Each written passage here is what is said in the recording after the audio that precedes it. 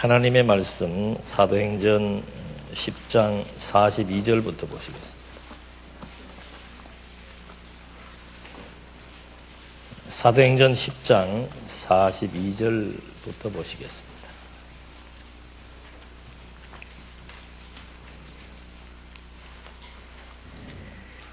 그분께서 우리에게 명하시어 백성에게 전도하게 하시고 또 하나님께서 산자들과 죽은 자들의 심판자로 정하신 자가 바로 자신임을 증언하게 하셨고 모든 선지자들도 그분에 대해 증언하시기를 그분을 믿는 모든 이가 그분의 이름을 통해서 죄 용서를 받는다고 하였다.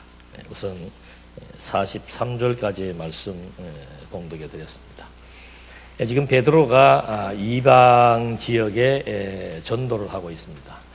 저희들은 이런 제목을 보면 이방 지역이라고 해서 크게 와닿거나 이방 지역에 전도하면 하는 거지라고 생각을 할 수 있겠습니다만은 이 당시에 유대인과 이방인들의 관계는 그렇지가 않습니다. 우리도 우리나라하고 전쟁을 치르고 또 우리나라를 36년 동안 억압했던 일본과는 지금 오랜 세월이 지났어도 또 그런 일들을 겪지 않았어도 우리는 마음이 편하지 않습니다. 똑같은 것처럼 이게 과거에 남북이 통일되었을 때 이스라엘의 영토였고 지금은 갈라져서 여기에 남쪽 예루살렘을 중심으로 한 남쪽 유다가 있습니다.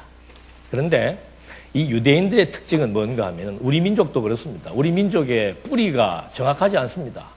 단군이라고 하는데 단군은 곰이 마늘 먹고 사람이 됐다고 하는 정도로 하나의 신화에 불과하기 때문에 대부분의 나라들이 자기 민족의 정체성인 뿌리가 정확하지 않습니다.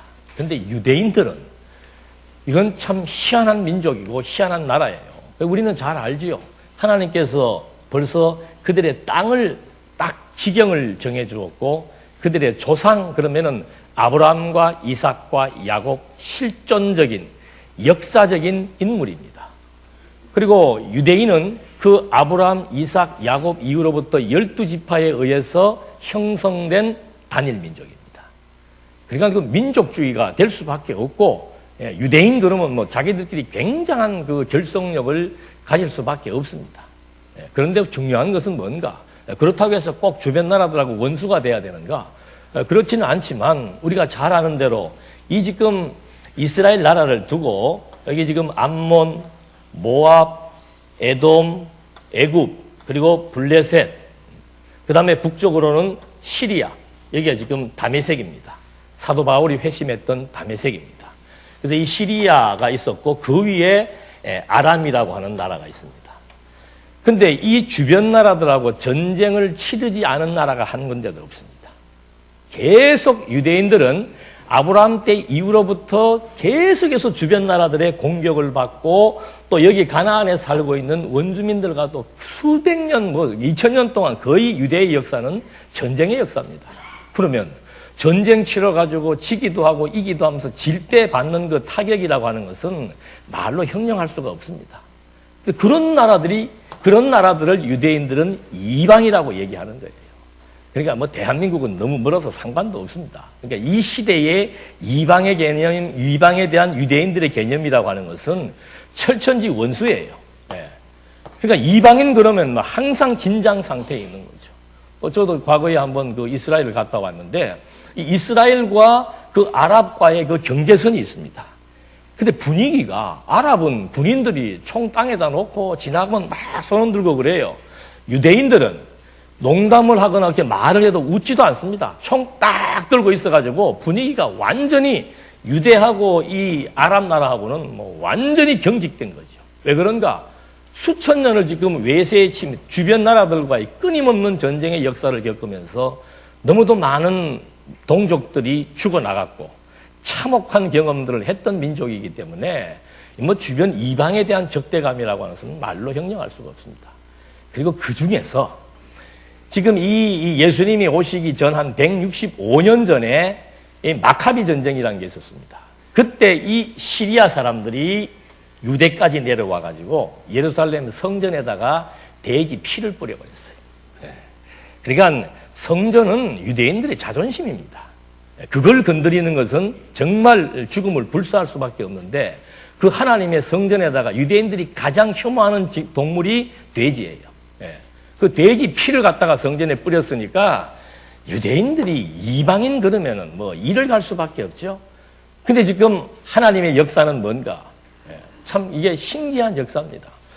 복음이 어디에 떨어졌는가 하면 차라리 이방 땅에 떨어져 가지고 이방 땅으로부터 돌아다니면은 괜찮은데, 하나님의 역사는 항상 반전의 역사예요. 우리 생각 미리 앞서서 할 필요 없습니다. 이런 일은 이렇게 될 것이다, 저렇게 될 것이다 생각하는 거 반대로 생각하면 돼요. 하나님을 아시는 분들은 요거 요렇게 될 거다 반대로 생각하면 거의 맞습니다. 근데 그 반대가 뭔가? 정말로 있을 수 없는 상황들, 도저히 회생할 수 없는 상황들, 말도 안 되는 상황들, 가슴을 치고 땅을 쳐도 이해할 수 없는 상황들, 그걸 하나님이 연출해 놓으시는 거예요. 그러다가 한순간에 그것을 정리해 나가시는 하나님의 역사. 그래서 우리들은 하나님이 하시는구나, 하나님이 살아계시는구나. 여러분, 신구약 성경을 공부하는 이유는 뭔가? 그런 하나님에 대한 확신입니다. 이론을 배우는 게 아니에요. 하나님에 대한 확신 신앙입니다. 그렇기 때문에 우리 눈앞에 어떤 일들이 발발하고 어떤 상황이 전개되더라도 하나님의 뜻이요 때를 기다릴 수 있는 마음의 평화를 유지할 수 있는 이것이 확신 신앙의 결과입니다. 인간 세계 살아가면서 발생되어지는 일들에 대한 기대, 사람에 대한 기대, 그것 자체가 불신앙이에요. 그래서 이 시대도 하나님의 복음도 어떻게 전파해 나가시는가? 복음을 이방인에게 전파하면 좋은데, 유대인들로부터 전파하려면 유대인들을 다 회개시키면 될 거 아니에요. 유대인들 중에서도 극소수만 그리스도를 믿게 하고, 그리고는 유대인들의 손에 의해서 하나님의 아들 그리스도를 십자가에서 처형당하게 섭리해 나가시는 하나님. 그리고 유대인들 중에서 그리스도인들이 유대 사회로부터 배척을 받고 탄압을 받는 그런 상황 가운데서 하나님은 이 복음의 신호탄을 쏘아 올리는 거라 이 말입니다. 그 지금 여기에서 가장 큰 사건이 뭐였나? 스데반의 순교죠. 하나님이 하시는 일은 종잡을 수 없습니다. 사람이 죽어나가는 거, 어떻게 복음을 전파하는데 죽을 수가 있는가? 어떻게 복음이 증거되는데 그런 일이 있을 수가 없는가? 하나님은 항상 그렇게 섭리해 나가시는 겁니다. 스데반의 죽음으로 말미암아 이제는 여기에 있던 유대인들, 또 여기에 있던 이방인 그리스도인들이 여기를 떠나게 되는 거죠. 그래서 이제 이쪽으로 다 퍼져나가면서 흩어지게 되는 역사를 하나님이 미리 만들어 놓는 거죠. 그렇게 하신 다음에 유대인들을 잡으러 다메섹으로 가던 사도 바울이 먼저 회심을 하게 됩니다. 이게 이방인을 상대로 이방 지역의 복음을 전파하게 하시는 하나님의 준비 사역이에요. 우리는 뭐 준비 얘기할 거 없습니다. 아무리 우리가 준비해봐야 5분 뒤에 일을 예측할 수 없습니다. 뭐 준비해봐야 한순간에 무너질 수도 있고 아무것도 없는 데서 한순간에도 세워질 수 있는 것이 하나님의 섭리 역사죠. 하나님은 한 사람이 죽었는데, 스데반이 죽었는데 여기에서는 또 다른 사람을 준비해서 복음을 이방 지역에 전파하시고자 하시는 하나님의 뜻이 이렇게 지금 전개되고 있더라 이 말입니다. 그런데 자, 여기에 베드로가 지금 예루살렘에서 목회를 하고 있었습니다. 그런데 이 이방 지역에서 복음을 전하고 싶은 유대인들은 아마 한 사람도 없어요. 그런데 하나님께서 이 예루살렘의 수장인 베드로, 그 베드로를 들어가지고 아주 예수님의 정말 골수분자였고 복음을 깨달은 사람이었고 유대인 중에 유대인입니다. 그런 사람으로 하여금 지금 복음을 전파하게 하는데 베드로가 지발로 가겠습니까? 그러니까 여기에서 보넬로라고 하는 아주 지위가 있는 사람을 준비해 놓으시고 하나님이 이 사람에게도 환상을 주어가지고 베드로를 요청하라고 얘기하고 베드로에게도 환상을 주어서 이 이방 지역에 가지 않으면 않을 수 없도록 하나님께서 섭리를 해나가시는 거예요. 그러니까 우리가 늘 배웠던 대로 뭐 간다, 안 간다, 한다, 못한다 필요 없어요. 내가 하기 싫어도 하나님께서 하시면은 내 생각과 마음을 하루아침에 바꿀 수도 있고. 이래서 지금 하나님께서 여기에 고넬료를 여기에 준비해 놓고 베드로를 지금 이렇게 이방 지역으로 이제 파송하게 하는 겁니다. 이런 배경 속에서 베드로가 여기에 가서 사람들에게 이제 복음을 소개하기 시작하는 거죠. 그러니까 이게 베드로로서는 참 편하지 않은 일입니다. 유대인들은 이방 지역 땅에 가는 것도 별로 불편해하고 이방 사람들하고 앉아서 대화하는 것도 그거는 뭐 터부시하고 더군다나 그 사람들에게 뭐 복음을 전한다?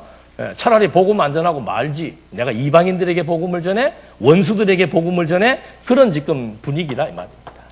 근데 하나님께서 여기에서 베드로로 하여금 복음을 전하고 하는데 이제 이 복음을 전하는 내용 중에서 우리가 눈여겨봐야 될 단어들이 있습니다. 이방이라고 하는 단어가 이제 많이 나옵니다.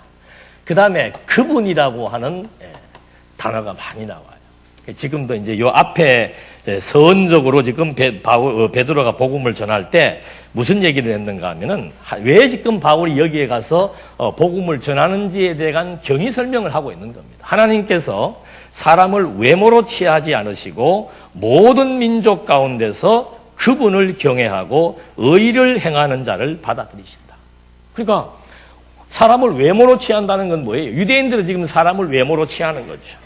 유대인들은 이방인과 적대 관계에 있기 때문에 그 인간들은 안 돼. 저 인간은 안 돼. 하면서 자기들이 사람을 외모로 취하고 그쪽에는 아예 복음을 전할 생각을 안 하고 있었는데 하나님이 환상을 통해서 나를 이곳에 보내가지고 지금 어떤 일을 지금 하게 하시는가? 하나님이 어떤 분이시는가? 사람을 외모로 취하지 않고 모든 자들에게 이거는 유대인들에게는 충격적인 얘기지요.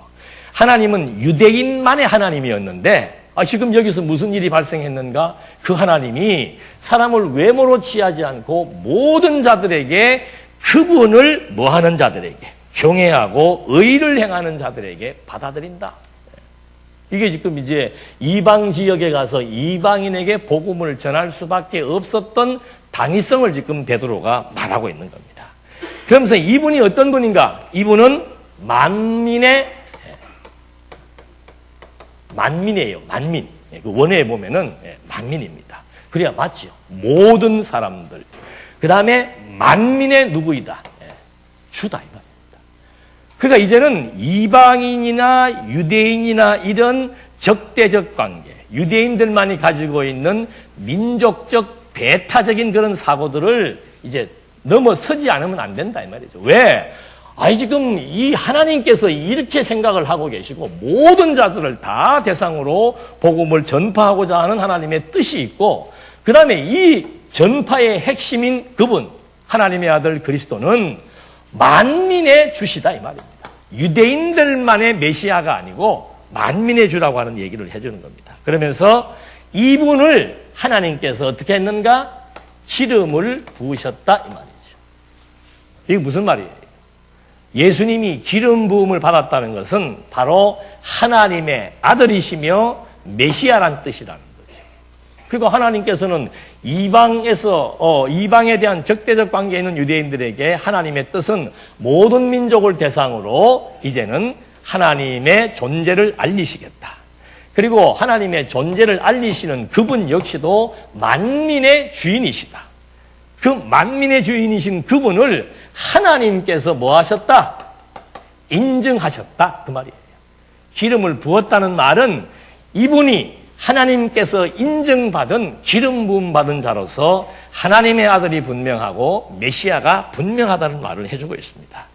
근데 그 이분을 지금 소개를 조금 해야 되죠. 어떻게 소개를 하는가 보면은 그동안 제가 몇 차례 말씀을 드렸습니다. 이분은 그들이 유대인들이에요. 그들이 나무에 달아 죽인 예수님을 제3일에 살리시고 그분을 분명히 나타내 보여주셨다. 그러니까 이분은 하나님께서 인정하신 이분은 누구인가? 하나님의 인증이 어떻게 확인될 수 있는가? 유대인들이 이들을 어디에 달아 죽인 겁니까? 나무에 달아 죽인 거예요. 이게 유대인들은 왜 지금 그리스도를 배척했는가? 요셉의 아들 예수를 그리스도로 믿지 않았는가? 그가 나무에 달려 죽었기 때문입니다. 나무에 달려 죽은 자마다 저주받은 자라는 것이 신명기에 나와 있기 때문에 저가 아무리 표적을 행하고 능력을 행해도 나무에 달아 죽었다는 것은 저주받은 사람이다. 그는 하나님이 아들이 아니다라고 했는데 베드로가 지금 역설을 지금 증거하는 겁니다. 그들이 유대인들이 나무에 달려서 죽어 저주받아 죽었는데 제3일에 제3일이라는 건 뭡니까? 6월절 3일 뒤에 그 말입니다. 바로 하나님께서 살리시고 그분을 분명히 나타내셨다는 거죠. 그러니까 하나님의 인정은 뭔가? 십자가에 저주받아 죽으신 것으로 끝난 것이 아니고 3일 만에 부활했다는 겁니다. 그래서 이 부활의 의미는 뭔가? 로마서에서 그렇게 얘기했다 그렇죠. 복음이란 뭔가? 하나님의 아들이 죽으시고 3일 만에 부활한 것. 그래서 죽으시고 부활하심으로 말미암아 하나님의 아들로 인정되었다는 말이 로마서 1장 2절로 3절 사이에 나오고 있습니다. 그러니까 베드로도 계속해서 지금 이분이 어떤 분인 것을 증거하고 왜 지금 우리가 이방 지역 땅에 가서 이방인들을 대상으로 하나님의 자녀가 되는 복음을 전파해야 되는가? 그 근거를 지금 여기에서 하나하나 밝혀주고 있는 겁니다. 그러면서 이래서 이제 이분에 의해서 하나님의 아들로 인정되었는데 이분의 사역이 뭔가 하면은 재용서라 이 말이죠. 그러니까 베드로가 이 말하는 거는 단순히 하는 얘기가 아니에요. 구약 시대 유대인들은 재용서를 어떻게 받습니까? 제사를 통해서 받습니다. 누구를 막론하고 죄용서만큼은 유대인들의 율법에 의해서 제사를 통해서라야만이 제사는 거기에 반드시 피가 들어가죠. 제사를 통해서라야만이 죄용서를 받게 되어 있는 거죠. 근데 하나님께서 지금 하신 일은 뭔가 하면은 저주받아서 죽었다가 3일 만에 부활하신 그분이 하나님의 아들이며 기름 부음 받은 메시아이기 때문에 이제는 제사를 통해서 죄용서 받는 것이 아니고 이분을 통해서 죄용서를 받는다는 얘기를 해주는 겁니다. 그러면 유대인들에게 있어서 죄용서란 말의 의미는 뭔가? 죄용서, 즉 제사를 통해서 죄용서를 받아야 하나님의 자녀가 된다는 거죠.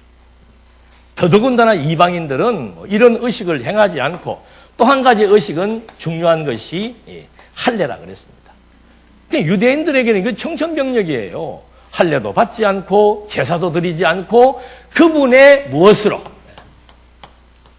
이름만 가지고 이게 지금 말이 되냐 이 말입니다. 아니 그분이 뭔데 그분의 이름만 가지고 유대인의 입장에서 어떻게 제사도 드리지 않고 할례도 받지 않고 하나님의 자녀로 입적될 수 있다? 이건 말이 안 되는 소리죠. 그래서 유대인들이 가지고 있는 관습과 전통과 문화와 절차 이런 것들을 완전히 초월한 것이 뭔가? 그게 복음이라는 거죠. 근데 이 말을 지금 증거하는 베드로가 이게 정말 이렇게 마음이 이렇게 편하지 않을 수가 있습니다. 초창기에는. 그래서 지금 이렇게 이런 역사적인 배경을 가지고 내가 왜 여기까지 와서 이 복음을 전해야 되는지에 대한 것들을 이제 하나하나 밝히면서 방금 전에 읽어드렸던 그 말씀의 내용들의 핵심이 바로 뭔가? 그분을 통해서 죄용서를 받는다. 죄용서를 받는다는 것은 이제 그분에 의해서 죄용서를 받고 하나님의 자녀가 된다는 말을 해주고 있는 거죠. 그러면서 44절 베드로가 아직 이 말을 하고 있을 때 성령께서 그 말을 듣는 모든 이들에게 임하셨다. 베드로와 함께 왔던 할례 받은 신자들이 이방인들에게도 성령의 선물로 부어진 것 때문에 모두 놀랐으니 이는 그들이 방언으로 말하고 하나님을 높이는 것을 들었기 때문이다. 그때 베드로가 말하기를 우리와 마찬가지로 성령을 받은 이 사람들에게 물로 세례를 주는 것을 누가 금지할 수 있겠느냐. 그들에게 예수 그리스도의 이름으로 세례를 받으라고 명령하였다. 그러자 그들이 그에게 며칠 더 머물도록 요청하였다. 자, 여러분 성령이 어디에 임했습니까? 처음에는 예루살렘이에요. 예루살렘에 성령이 강림한 것은 당연해요? 안 당연해요? 이건 당연한 거예요. 예수님께서도 예언을 하셨고 또 유대 땅 베들레헴에 유대 땅 예루살렘에 성령이 강림한다는 것은 뭐 유대인들로서는 뭐 너무도 당연한 거죠. 그런데 지금 이 성령이 어디에 임한 겁니까? 가이사랴에 임한 겁니다. 그게 놀랄 일이죠. 아니 이 성령은 하나님의 영인데 하나님의 영이 지금 막 마가의 다락방에 임해가지고 놀라운 역사를 지금 이들은 경험한 거죠. 그건 당연한 것이었다는 겁니다. 그런데 어떻게 이 가이사랴 이방 지역에 여기에 지금 많은 사람들이 모였는데 오순절 성령이 강림한 것처럼 여기에 지금 그런 강림의 역사가 나타나고 사람들이 막 방언을 하고 하더라 이 말이죠. 그러니까 성령이 지금 하나님을 통해서 이방 지역 전도의 당위성을 지금 설명을 하고 그 다음에 그분을 통해서 하나님의 자녀가 되는 것에 대한 정당성을 설명을 하고 그리고 성령을 통해서 이 지역에 성령이 강림했기 때문에 이 지역에 있는 사람들에게도 무엇을 주자? 세례를 주어가지고 하나님의 자녀가 된 것을 확증시켜주자 이 얘기를 하는 겁니다. 그러니까 지금 이걸 가만히 들어보면은 베드로가 두서없이 하는 얘기가 아니에요. 성부와 성자와 성령의 역사와 근거를 통해서 사역을 통해서 지금 이 지역에 일어났던 성령의 역사뿐만이 아니고 이 지역에 있는 이방 지역에 있는 사람들에게 예수가 그리스도라는 사실이 증거되어져서 이들도 하나님의 자녀가 된다는 이 놀라운 복음의 역사는 하나님의 뜻이며 그리스도의 사역이며 성령의 증거라고 하는 사실을 삼위일체 하나님의 역사를 통해서 확고하게 입증해주고 있는 겁니다.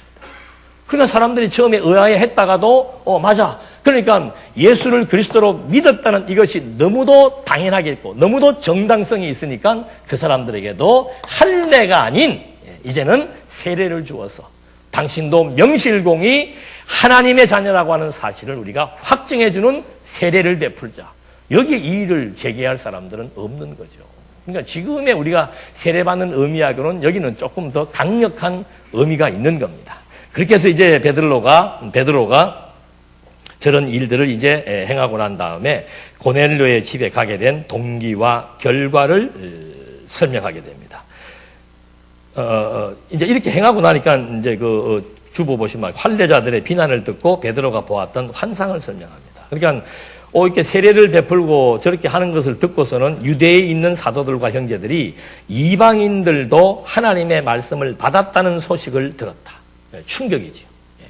이방 지역에 성령이 임했고 이방인들도 하나님의 말씀을 받았고 그래서 이방인들도 세례를 받고 하나님의 자녀가 되었다 하는 말을 듣고서는 2절 베드로가 예루살렘에 올라갔을 때 할례 받은 자들이 그를 비난하여 말하기를 당신이 할례를 받지 않은 사람들에게 들어가서 그들과 함께 식사를 하였다 하므로 베드로가 그들에게 차례대로 설명하며 말하기 시작하였다. 그러니까 유대인들은 이방인들과 얼굴 보기도 싫어하는데 그 사람들하고 앉아서 밥까지 먹었다? 이게 이제 빈미가 되는 거죠. 그러니까 베드로가 변증을 하는 겁니다. 5절 내가 요바에서 기도하고 있을 때 비몽사몽간에 한 환상을 보았는데 큰 보자기 같은 그릇 하나가 내 귀퉁이에 끈이 달려 하늘로부터 내려와 내게 이르렀다. 내가 그 안을 주목하여 보니 땅에 4발 가진 짐승들과 들짐승들과 지는 것들과 공중의 새들을 보았다. 또한 음성이 내게 말하는 소리를 들으니 베드로야 일어나 잡아 먹어라 하기에 내가 말하기를 주님 결코 그럴 수 없습니다. 속되거나 부정한 것이 제 입에 들어간 적이 결코 없습니다 하였더니 하늘에서 음성이 2번째로 들려와 대답하였다. 하나님께서 깨끗하게 하신 것을 내가 속되다고 하지 마라. 이 일이 몇 번 있은 후에 베드로는 3번 싫어한다 그랬죠. 3번 있은 후에 모든 것들이 다시 하늘로 들려 올라갔다. 그런데 마침 그 말입니다. 그때 베드로가 환상을 본 그때에 3사람이 우리가 있는 집 앞에 서 있는데 그들은 가이사랴에서 내게 보낸 자들이었다. 누가 성령께서 내게 말씀하시기를 아무것도 의심하지 말고 그들과 함께 가라고 하시기에 이 6 형제들도 나와 함께 가서 그 사람들의 집에 들어갔다. 그가 우리에게 전하기를 그가 자신의 집에서 천사를 보았는데 그 천사가 서서 말하기를 욥바로 사람을 보내어 베드로라고 하는 시몬을 청하여라. 그가 너와 내 온 집안이 구원받을 말씀을 너에게 일러줄 것이다라고 하였다는 것이다. 내가 말하기를 시작할 때 성령께서 처음 우리에게 내리셨던 것처럼, 오순절 마가의 다락방이죠. 그때 내린 것처럼 그들에게 내려오셨다. 그때 나는 요한은 물로 세례를 주었으나 너희는 성령으로 세례를 받을 것이다라고 하신 주님의 말씀이 생각이 났다. 사도 세례 요한은 물로 세례를 주었는데 예수님께서는 성령으로 세례를 준다는 말씀이 바로 고넬료의 집에 성령이 임했을 때 그 생각이 났다는 거죠. 하나님께서 우리가 주 예수 그리스도를 믿을 때 우리에게 주신 것처럼, 우리가 예수를 믿을 때 그때 뭘 준 겁니까? 성령을 주신 것처럼, 우리에게 주신 것처럼 그들에게도 동일한 선물을 주셨는데 내가 누구라고 감히 하나님을 거역할 수 있겠는가? 아니, 성부 하나님이 저런 계획을 갖고 계시고 성령이 임했다는 것은 성부 하나님의 뜻이며 성자 하나님의 약속의 성취 사건입니다. 그런데 그 일을 내가 뭐라고 그것을 거역할 수 있겠는가? 18절, 그들이 이 말을 듣고 잠잠하여 하나님께 영광을 돌리며 말하기를 그렇다면 하나님께서 이방인들에게도 생명에 이르는 회개를 주신 것이다 라고 하였다. 제가 지금 처음에 말할 때 요 이방이라는 단어, 그분이라는 단어에 좀 주목해라 그랬죠. 주목하시면 좋겠다 그랬죠. 지금 계속 이방 땅에 간 것, 이방 땅에 복음을 전한 것, 이방 땅에 성령이 임한 것, 하나님께서 이방 땅을 어떻게 섭리하실 것, 계속 지금 이방 지역이 나옵니다.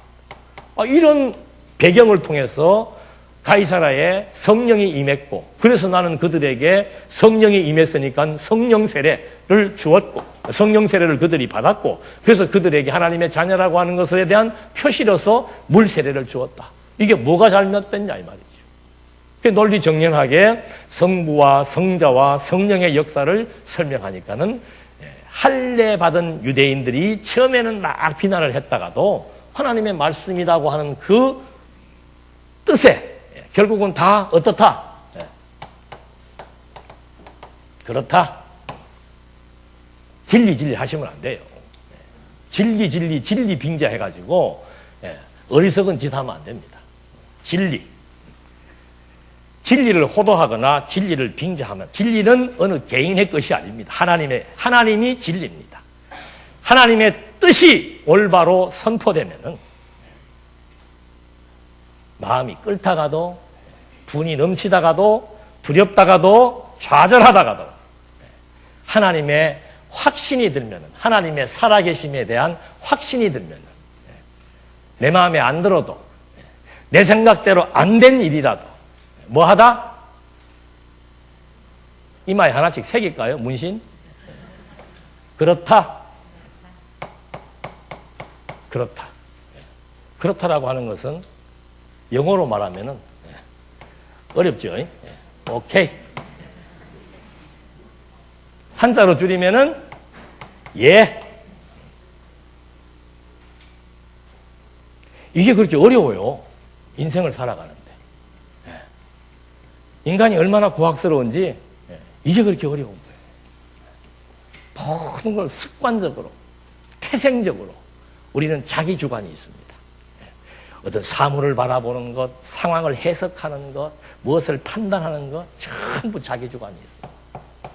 그거를 녹이는 것은 진리 외에는 없습니다. 요즘 진리가 너무 남용돼. 다 진리야. 그 다 진리면은 뭐로 할 수 있는가? 이거로 할 수 있는 거야. 그렇다.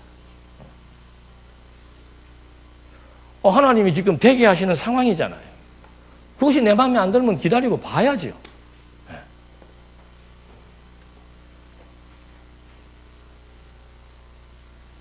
잊어버리지 마십시다, 우리. 저도 이거 훈련 받느라고 고생 많이 해요, 살면서. 그렇다. 지금 이 사람들에게 베드로가 하는 말이 무슨 얘기 하는 겁니까? 자기 변명, 무슨 자기 욕망, 자기 욕망을 채우기 위해서 진리를 빙자하고 하나님을 갖다 대 그런 거 없습니다. 그냥 있는 사실 그대로 조곤조곤하게 핏대 올릴 일이 뭐가 있겠습니까? 진리를 증거하는데. 조곤조곤하게 설명하니까는 군중들은 소리 안 질러도 조곤조곤하게 얘기해도 성부와 성자와 성령의 역사임만 확인되면은 여기에 동의할 수밖에 없는 거죠. 가하면 예하시고 아니면 아니라 하십시오. 이렇게 지금 베드로가 고넬료의 집에 가게 된 동기와 결과를 설명하고 있는 겁니다. 그러니까 19절에 스데반에게 일어난 박해 때문에 흩어진 자들이 페니키아와 키프로스와 안디옥까지 두루다니며 유대인들에게만 말씀을 전하였다. 초창기에요. 스데반 때문에 지금 막 여기에 있지 못하고 피난 간 사람들이 여기가 이제 페니키아 지역이에요. 여기 요쪽 다니면서 요 동네를 가도 요 동네에 있는 누구에게만 유대인들에게만 복음이라고 하는 것은 내가 개인적으로 뭐 믿든지 좋든지 좋아하는 인종이든지 아니든지 상관없어요. 그냥 오늘 만나게 된 그 대상은 하나님이 왜 만나게 해준 겁니까? 복음이에요. 복음. 물론 형식적으로 방법적으로는 사업 때문에 누구를 만날 수 있죠. 그러나 사업차 만났더라도 그 이면에는 하나님이 이 사람을 나한테 맺어준 파트너로 지금 소개해준 이유는 뭔가? 복음이에요. 복음. 근데 우리는 요즘 복음을 숨기잖아요. 복음을 전파하는 게 아니고 숨겨. 잘못 얘기했다가 사업하는데 장애될까봐. 잘못 얘기했다가 또 이상한 일 벌어질까봐. 복음을 자꾸 은폐하려고 한단 말입니다. 복음은 여기에 품고 있는 게 아니에요. 품고 있을 수가 없습니다. 그래서 끊임없이 복음이라고 하는 것은 이게 지금 잘못된 복음 전파의 형식을 여기서 보여주는 거예요. 왜 자기 동족에게만 복음을 전하냐 이 말이죠. 우리는 막 자기 친척한테도 안 전하잖아요. 요새는 복음이 큰 비밀이라서. 다 간직하고 있다가. 근데 지금 여기에서 보니까는 이제 안디옥 교회의 설립이 여기 이제 시작하게 되는 겁니다. 베드로가 이 가이사랴 지역에 가서 이제 성령이 임하고 복음을 전파하는 이것을 계기로 해서 이제 안디옥에 이제 이방 지역에 교회가 세워지는 경위 설명을 하는데 스데반 때 흩어졌던 사람들이 초창기에는 유대인들에게만 지금 복음을 전하더라 하는 얘기를 지금 여기서 하고 있었습니다. 그러면서 그들에 대한 소식이 예루살렘에 있는 교회에 알려지자 그들이 바나바를 안디옥으로 보냈다. 그가 도착하여 하나님의 은혜를 보고 기뻐하였으며 모든 이들에게 굳건한 마음으로 주께 머물러 있으라고 격려하였다. 그는 착하고 성령과 믿음이 충만한 사람이었기 때문에 많은 무리가 주께 더하였다. 그가 사울을 찾으러 다소로 가서 그를 만나 안디옥으로 데리고 와서 그들이 1년 동안 교회에 함께 모여서 많은 무리를 가르쳤으며 제자들이 안디옥에서 처음으로 그리스도인이라고 불리었다. 그러니까 처음에 이제 복음이 전파될 때 그 안디옥 근접한 지역에까지 복음이 전파되었는데 그때는 이제 유대인들에게만 전했지만 그들 중에 키프로스와 구레네 사람들이 있었으나 그들이 안디옥에 와서 헬라인들에게도 말하여 주 예수님의 복음을 전하였다. 19절에는 처음에는 유대인들에게만 전했는데 20절에는 이제 여기 있는 헬라인들에게까지 복음이 확산되기 시작한 거죠. 복음이 전파되면은 반드시 되어지는 일이 뭡니까? 복음이 전파되어지면은 교회가 쪼개지는 게 아니고 교회가 세워지는 겁니다. 어떻게 복음이 전파되었는가? 순교예요. 순교. 스데반의 순교가 불씨가 되어가지고 참 하나님의 섭리 묘하죠. 한 사람을 여기에서 죽였는데 이방인의 사도인 사도 바울 한 사람을 여기에서 준비하시는 하나님의 섭리 역사. 유대인들에 의해서 이방 지역에 복음을 전파하는데 유대인의 수장격인 베드로를 통해서 이쪽에 복음을 전파하게 하고 여기에 떨어진 복음의 씨앗이 유대인들에게만 전파된 것이 아니고 헬라인들에게까지 전파가 돼가지고 이 안디옥, 이거는 이방 교회의 첫 교회입니다. 예루살렘 유대교회이며 복음의 시발점입니다. 그 예루살렘에서 복음이 시작되었는데 처음으로 이방 지역에 복음이 씨가 떨어져서 교회가 세워진 것이 안디옥 교회라 이 말입니다. 이 안디옥 교회에서 이제 많은 사람들이 공인을 받은 거예요. 무엇이라고? 그리스도인이라는 공인을 얻게 된 거라 이 말입니다. 그동안은 막 그리스도인이고 뭐고 그런 명칭을 얻을 만한 그런 여건이 안 돼요. 가는 곳곳마다 매맞고 헐벗고 조롱당하고 감옥 가고 엄청난 시련과 공고함을 겪은 거죠. 그런 상황 속에서 안디옥 지역에 교회가 세워졌는데 처음으로 예루살렘 교회에서 안디옥 교회에다가 이제 파송하기 시작하는 겁니다. 교회를 감당할 지도자를 파송합니다. 교회에 지도자가 없으면 안 됩니다. 잘못된 거짓 지도자나 잘못된 지도자는 어느 단체든지 안 될 수밖에 없습니다. 대통령도 잘못된 대통령 서버리면 나라가 휘청거리는 거죠. 잘못된 걸 얘기하는 것이 아니고 성경에 여기 지금 복음이 전파되어져서 교회가 세워지니까 예루살렘 교회에서 바로 처음에 하는 일이 뭐예요? 지도자 바나바를 파송하게 된 겁니다. 바나바는 많은 사람들로부터 덕망과 칭찬을 얻은 사람들이에요. 바나바는 뭐 살아가는 여건이 괜찮으니까 그 당시에 이렇게 전부 어려웠던 시절 아닙니까? 우리 60년대처럼. 예? 전부 어려웠던 시절에 바나바는 많은 가난한 사람들에게 구제를 함으로써 주변의 많은 사람들로부터 덕망을 얻고 있었다 이 말이죠. 그 사람을 이 안디옥 지역에다가 파송을 한 거예요. 그러니까 바나바가 혼자 감당하기가 힘드니까 왜? 뭐 많은 사람들이 지금 구름대처럼 모여가지고 정말로 하나님의 자녀가 되는 놀라운 역사들을 경험하면서 성도들이 하나둘씩 모이기 시작을 하니까 바나바가 혼자 감당하기 힘드니까 누구를 부르는 거예요 이제? 바울을. 이게 최초의 공동 목회입니다. 여러분들 교회의 어떤 이 교회의 형식들은 또 교회를 운영하는 방식들은 무슨 정해진 하나의 원칙, 규칙이 있는 게 아니에요. 혼자서 목회할 수도 있습니다. 혼자서 목회하는 사람들 많이 있어요. 초대교회도. 혼자서 할 수도 있고 둘이서 할 수도 있고 아니면 셋이도 할 수도 있고 그거는 교회의 상황과 여건 따라서 하는 거예요. 혼자 하면 적그리스도고 둘이 하면 그리스도고 그거 아니에요. 성경에 다양하게 나와 있습니다. 다양한 형식의 교회들이 산재해 있단 말입니다. 교회를 이끌어 나가는 행정 방식도 다양한 거예요. 내가 추구하는 방법은 다른 거고 다른 사람이 추구하는 것은 잘못된 거고 그 교회의 상황 따라서 교회의 머리가 누굽니까? 그리스도예요. 사람이 교회의 머리가 되면은 사람이 자기 주관과 자기 이상과 자기 제도에 의해서 교회를 움직여 나가게 되는 그런 교회가 잘못된 교회이지. 아니 교회가 뭐 하나 있다, 둘이 있다. 교회가 이런 방식으로 운영한다, 저런 방식으로 운영한다. 그래서 이단이다, 아니다? 그건 아니죠. 그건 전부 방법론에 불과한 겁니다. 물론 한 사람이 목회를 하면 여러 가지 많은 폐단이 있을 수가 있죠. 두 사람이 목회를 해도 폐단이 있을 수가 있는 거예요. 폐단을 따지자면은 인간이 서서 하는 것 자체, 사람이 주도적으로 하면은 폐단이 있을 수밖에 없는 거죠. 그러니까 히브리서 기자가 끝을 보라 그러잖아요. 폐단이 반드시 있을 수가 있지만 걱정하지 말 것은 뭔가 하나님이 교회를 세워나갈 때는 이 교회의 머리는 그리스도입니다. 그래서 교회가 판단하는 가장 중요한 것은 뭔가? 복음 진리의 말씀이 살았느냐 죽었느냐. 여러분 대한민국에 있는 교회들이 복음의 진리의 수준은 낮아도 다 누구의 교회예요? 장안중앙교회만 무슨 하나님의 교회입니까? 하나님의 교회예요?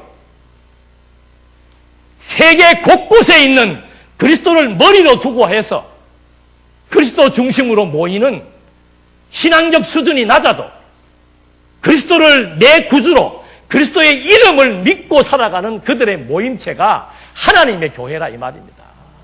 대단한 진리 있다고 자고하면은 큰일 납니다. 하나님이 세운 교회예요. 스데반의 핏값으로 세워진 교회라 말입니다. 지금도 교회는 얼마나 많은 사람들의 수고와 노고가 있었고 땀방울이 있었고 대한민국에 복음이 전파될 때 미국에 있는 선교사들이 자기 사비를 갖고 와가지고 가정 희생과 고역을 통해서 뿌리 내린 것이 대한민국의 교회입니다. 우리보다 조금 모른다고 해서 무시하고 경멸하고 저것들이 알기는 뭘 알아. 이것들을 알면 얼마나 알아요. 각성해야 되죠.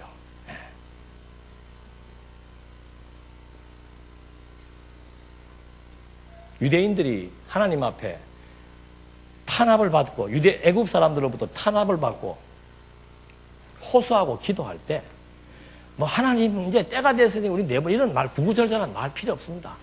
바로 그들의 중심에서 울려 나오는 탄식이에요. 탄식. 예. 하나님의 때를 기다리십니까? 우리의 마음에 탄식이 나와야 돼요. 예. 탄식이 나와야 돼요. 내가 잘났고 네가 잘났고가 아니고 탄식이 나와야 돼요. 예. 저는 우리 교회에서 부르는 찬송보다 여기서 찬송 듣는 게 너무 눈물이 자꾸 나와요. 예. 찬송 받으셔서 하는데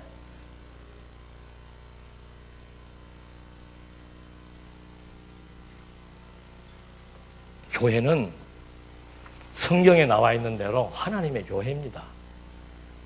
그리스도가 세운 교회고요. 그리스도의 이름만 가지고도 성도가 됩니다.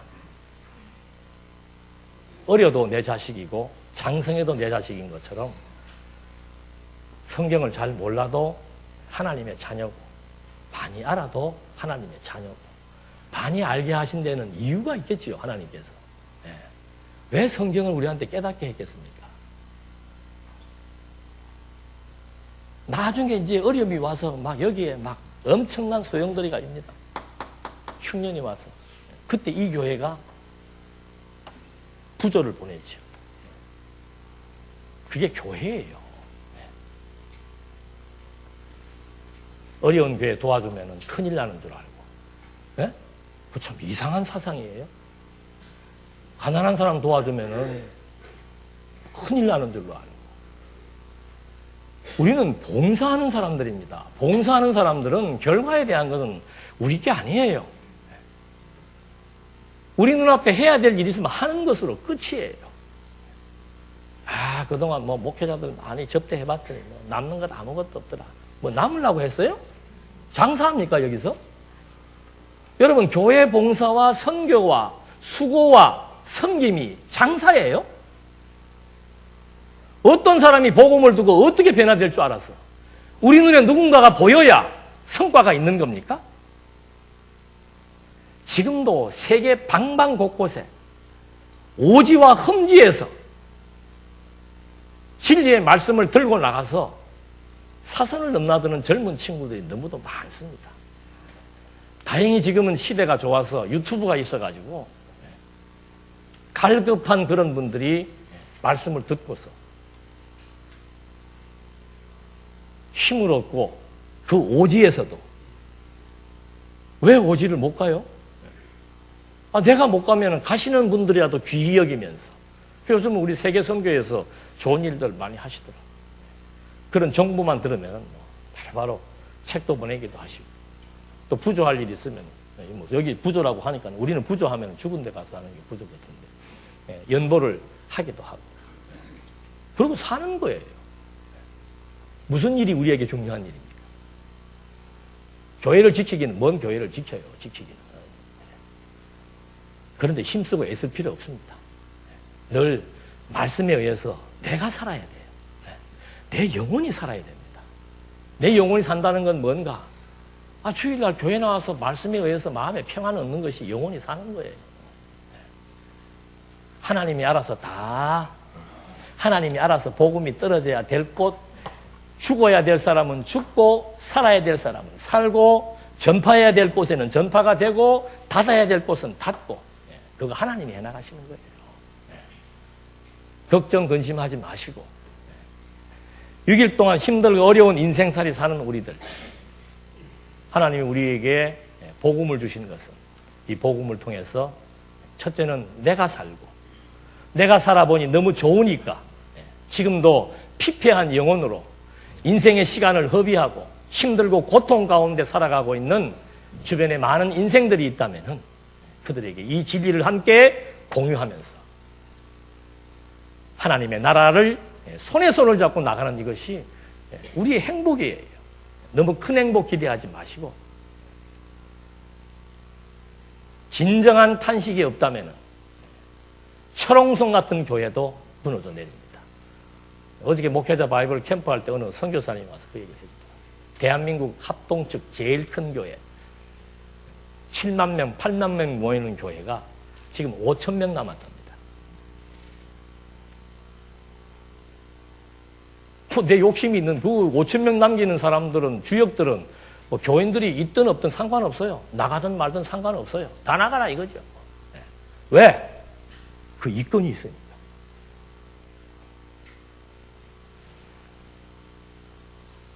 초대교회 시대 같으면 그 자리에서 헤롯이 즉사하고 이랬는데,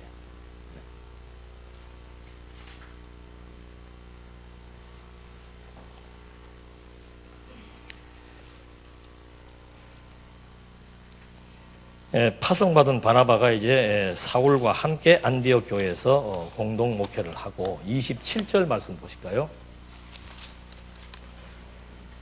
그 무렵 예루살렘에서 선지자들이 안디옥에 내려왔다. 그들 중에 아가보라고 하는 한 선지자가 일어나 장차 온 세상에 큰 기근이 있을 것을 성령으로 지시하였으니 이 일이 글라우디오 때에 일어났다. 글라우디오라고 하는 사람은 유대에 있는 그 로마의 총독입니다. 한 65년경이라고 그래요.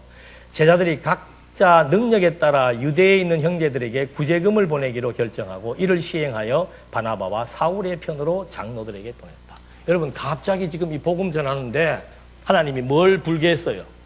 흉년이 나가지고 이쪽 지금 예루살렘 교회가 어떻게 된 거예요? 완전히 지금 다운되고 있는 거죠. 이 일이 여기 왜 나겠습니까? 복음적으로 볼 때. 지금 이방인들과 유대인들은 어떻게 되어 있어요? 계속 갈등이 남아 있습니다. 혈통적인 갈등을 가지고 있습니다.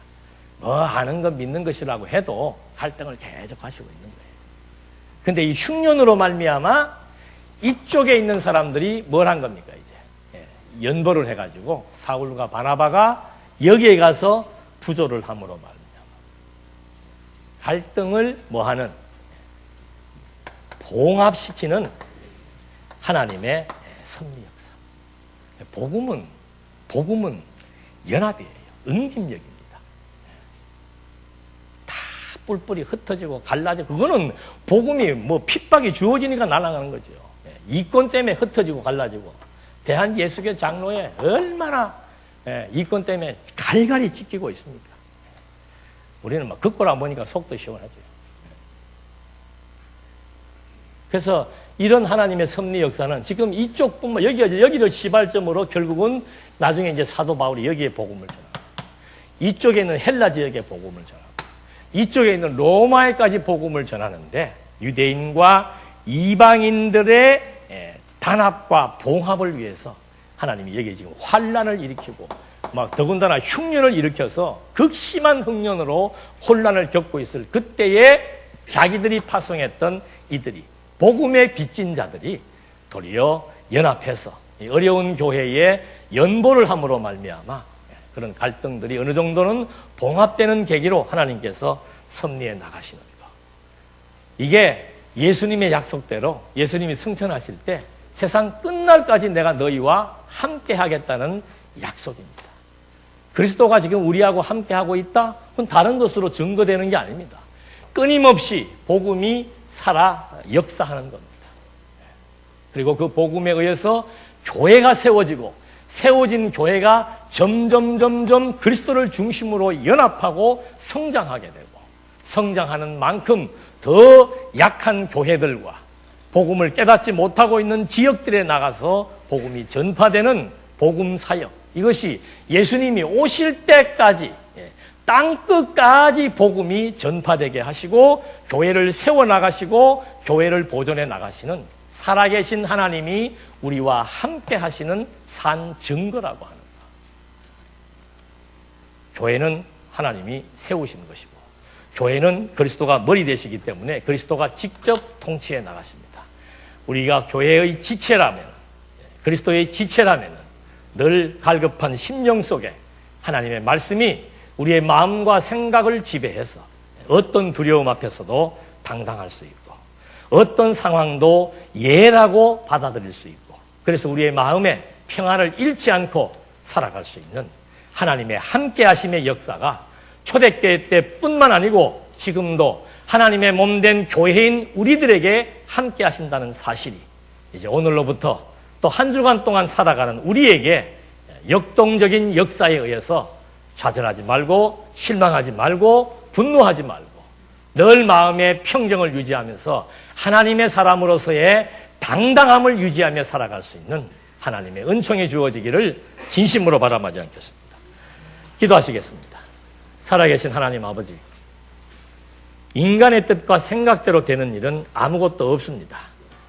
어려운 일이든 힘든 일이든 고통의 상황이든 모든 것이 하나님의 뜻일진데 상상 밖의 일들 역시도 하나님께서 하나님의 교회를 세워나가기 위한 섭리라고 하는 것, 흉년을 갑자기 주신 것이 도리어 갈등을 봉합하게 되고 그 흉년을 통해서 도리어 유대인과 이방인들이 서로를 이해하고 교제하게 하셨던 것처럼 우리의 인생길에 흉년과 같은 어려움들 늘 산재해 있고 지금도 겪고 있습니다. 하나님 함께 해주시고 저희들에게 지혜를 주시고 그 지혜가 하나님 앞에 하시는 일을 바라보게 하시며 예라고 그렇더라고 긍정할 수 있는 아름다운 신앙으로 우리를 지켜 보호해 주시옵소서. 예수님의 이름으로 기도드립니다. 아멘.